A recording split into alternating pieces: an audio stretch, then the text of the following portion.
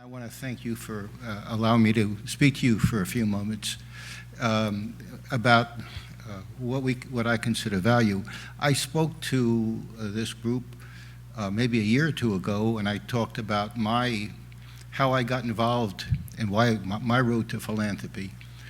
And to just summarize that very quickly, I subscribe both to the philosophy of our fellow GPC member, Bobby Sager, who's here, and more academically to Martin Seligman, who was the founder of the concept of positive psychology. My goal is to simply have a meaningful life. And the way to have a meaningful life is to do whatever you can to help others. And as Bobby suggests when he talks, it's really a very selfish thing. I just want to be successful. I want to be known to be successful in my mind. Nobody else has to know it. And the key, which Stanley Bergman said, is to know inside that you spent your life, you've made at least some difference in society, no matter how small it's been. So that's what I have tried to do. As Sharon said, we set up this foundation 20 years ago called Lodestar Foundation. The mission is simply to use leverage to maximize the resources of philanthropy, the funds, the time, the energy to do the most good with whatever limited resources you have. And we have two strategies. One is to encourage others to become more philanthropic, and the other is to encourage nonprofits of any kind to work together. And in that second area, I'll try to be very brief because I want to talk about a specific thing. Over the years, we've facilitated the collaborations of hundreds of nonprofits representing thousands of individual nonprofits. In addition to that, we've created a database of about 1,000 successful nonprofits in partnership with the foundation centers where nonprofits can search to find out what obstacles they may have that they may want to facilitate a collaboration.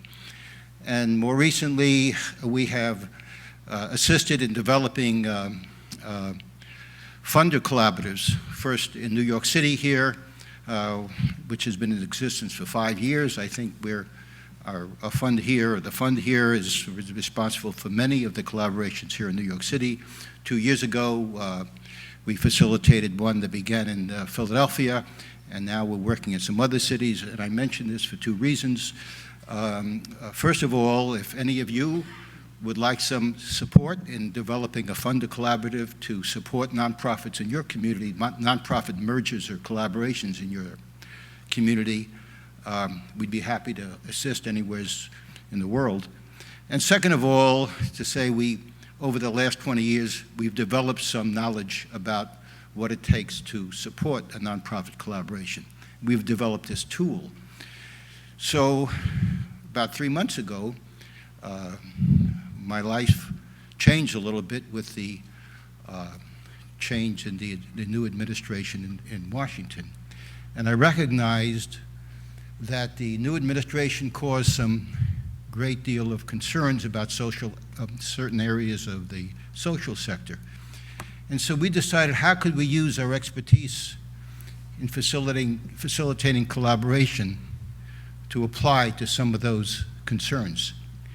And we've done so in certain areas, and the one I'll mention today is the area of the free press. As I'm sure most of you know, the government, the president, has suggested almost a war on the free press, if you will. It's the enemy. And so we took a very quick dive into what the free press is all about. And we developed a superficial knowledge. It's only been a couple of months. But the most profound thing we learned was that not only is the press, the media, one of the pillars of democracy, but also, more significantly than that, it sort of represents, the First Amendment represents the social infrastructure of our society. if you think about it, doesn't matter what area virtually of philanthropy your focus is, whether it's on climate change or whether it's on curing disease or education. Without the free flow of ideas, without the ability to disperse publicly facts and ideas related to the work you're doing, all philanthropic endeavors would be thwarted, would be much more difficult to occur.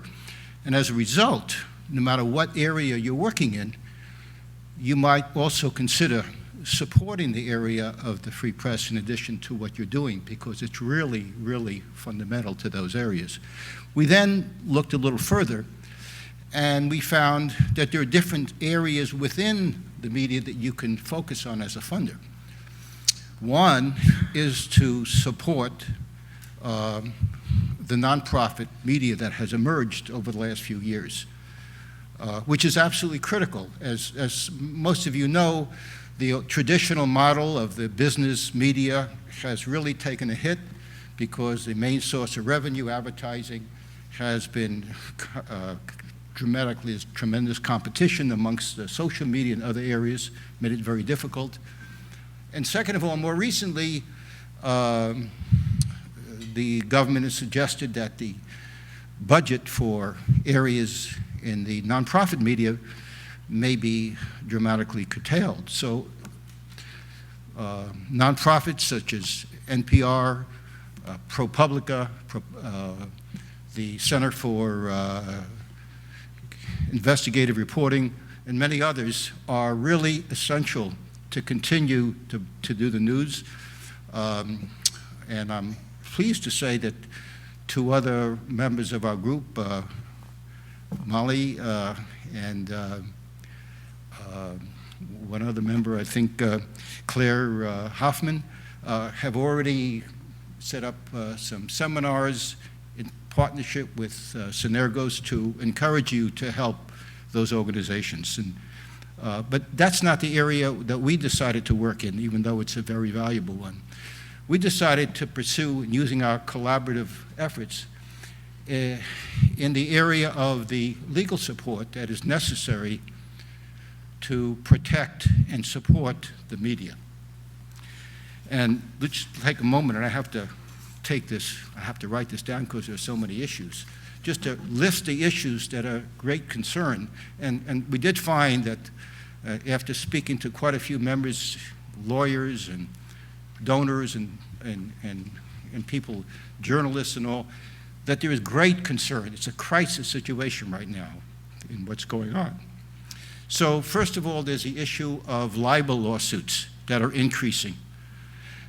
Within that area, there's something I learned only in the last few weeks called SLAPP lawsuits. If anybody doesn't know what a SLAPP, it's a terminology that's very common in the press, and it means strategic lawsuits against public participation.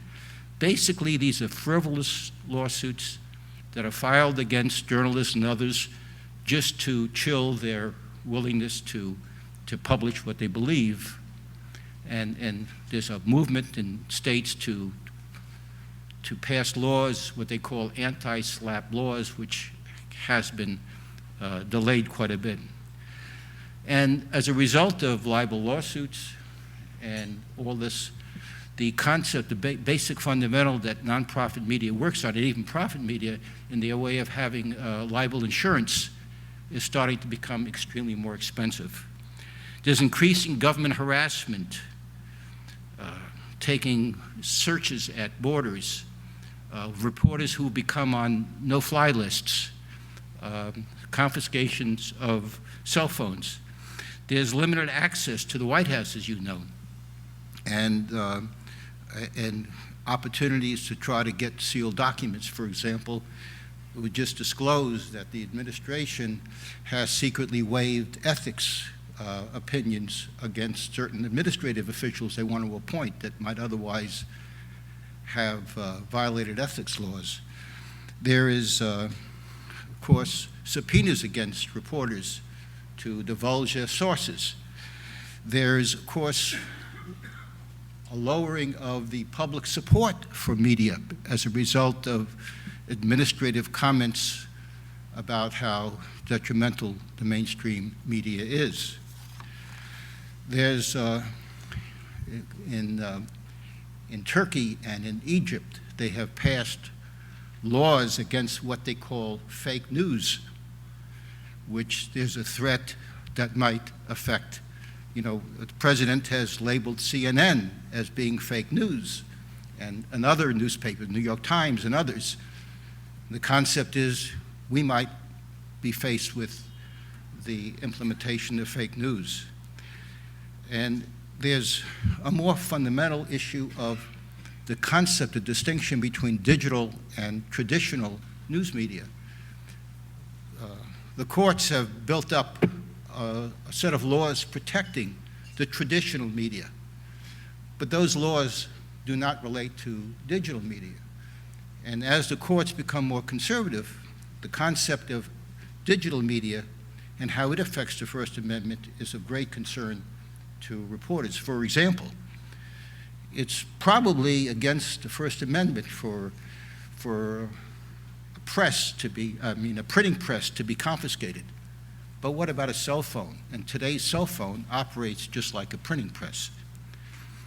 And then, of course, there are the rights of whistleblowers. If you've noticed some of the congressional hearings, some of the people are more concerned about finding out who the whistleblowers are or the leakers are than they are about the substance. All these areas of great concern. So the good news is that there has been some significant reaction. Just so you know, one major initiative a few months ago is that the Knight Foundation entered into a partnership with Columbia University to set up a First Amendment defense fund that will approach close to $60 million. They hired the #2 guy at the ACLU to run it, and it's in operation right now. It's a separate 501(c)(3). And the Democracy Fund, which is one of the funds set up by Pierre Omidyar of eBay, has pledged over $100 million to support the media. But ironically, at the same time, the Attorney General has come up and said they're considering new laws allowing more libel suits against newspapers. I don't know if you've read about directives against certain administrative agencies that broadcast TVs to change their TV channels from CNN to Fox TV. And you'll notice that the EPA and other government agencies, especially the EPA, all in facts about climate change are quickly disappearing from government news courses. So what we identified 3 different areas that we could use our collaborative efforts to support. The one we've been most successful with is the fact that there are about 15 law schools around the country that have law clinics to defend the First Amendment. And we have been working to develop a network where all these organizations can work together. And I'm pleased to say that in 2 weeks from today in Chicago, we have gathered about 18 of these law schools together. Harvard is going to participate, Yale and University of California, Berkeley, University of Chicago, and quite a few others, for the purposes of developing a strong network so that when there is an issue that comes up, they can all work together. It's created so much enthusiasm that 2 other schools, Arizona State University, where I'm from, and Cornell University, which don't have these type of law clinics, decided they're going to come and start one, become part of the network.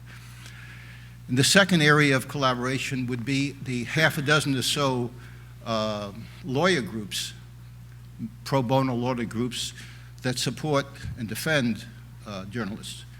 And by the way, when I mentioned all the issues, I forgot about those who have been arrested over the last few months.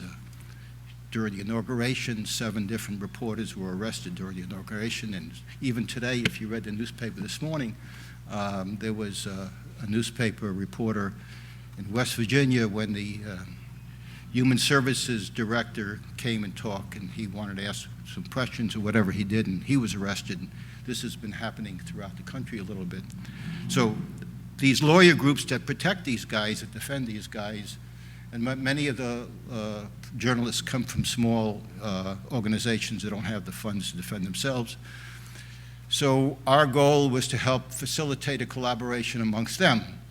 And they decided that they're going to participate in the same collaboration, the same network as the law students, because they need to supervise the law students anyway. So hopefully, so we're facilitating that, and we made a deal with this democracy fund, and that if we can accomplish this network, then after the network is accomplished, they would support the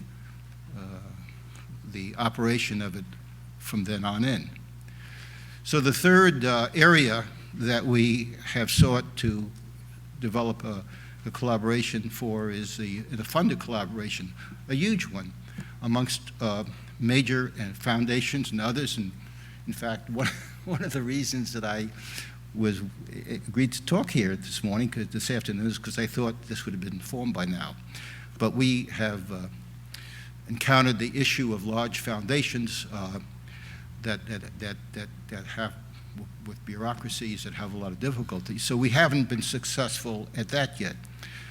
But for those who are interested, we did get a generous offer from the MacArthur Foundation. By the way, the 3 or 4 major foundations that work in this area are MacArthur, Ford, Knight, and now the Democracy Fund, Pierre Omidyar. So the MacArthur Foundation has offered to come and speak to individual funders who would like to participate, to form partnerships with them. And we think that they could be followed by some of these others. And so this is sort of a work in progress. If any of you think this would be of interest to you, I think we could gather them up and have them talk to you about all of the needs and how this could come about. In addition to that, on June 14th, the Kaiser Foundation is assembling a whole bunch of media funders together in Washington, and you'd all could be invited. They would focus on defense efforts and make a special program on the day before that, June 13th, if any of you were interested. And I'm saying all this, and we've done all this simply because, as I said, going back to values, is I viewed this crisis, and it really is a crisis, as an opportunity for us to do what we can to make a little difference here. So that's really all I have to say. If any of you have an interest in this, please let me know, and we'd be happy to pursue it. Thank you so much.